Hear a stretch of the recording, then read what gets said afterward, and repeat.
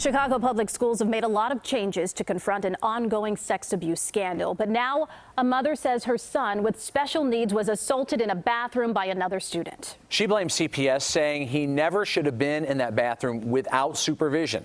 Charlie DeMar has her story, which you'll see only on 2. He joins us live from the newsroom with more. Charlie. And Rob and Erica, the mom you are about to hear from says that her son has difficulty communicating and struggles recognizing when he's in danger. That's just part of the reason for his individual education plan. But she says on a February day in 2017, not only was that plan not followed, her son was sexually assaulted as a result. This shouldn't have happened like this. He was not protected.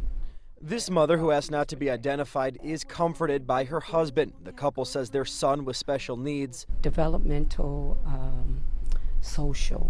wasn't protected by CPS staff inside the halls of Bogan High School in February of 2017. There was an encounter in the bathroom with him and another student.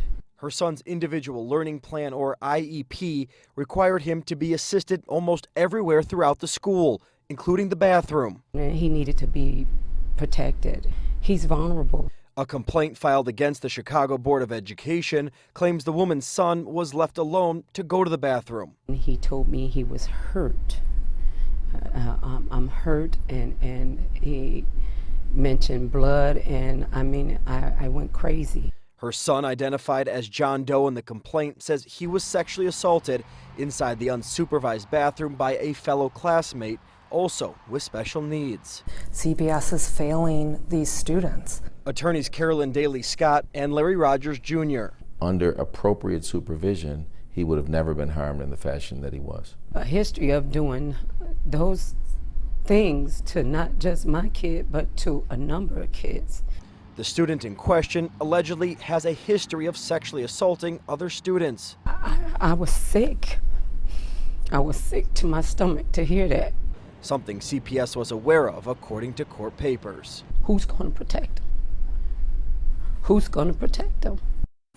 Chicago Public Schools did get back to us late this evening saying that they can't comment on pending litigation, but they did point out the recent creation of the Office of Student Protections and Title IX, which is designed to better protect and help CPS students when it comes to sexual abuse allegations. Live in the newsroom, Charlie DeMar, CBS 2 News. Erica. Okay, Charlie, thank you.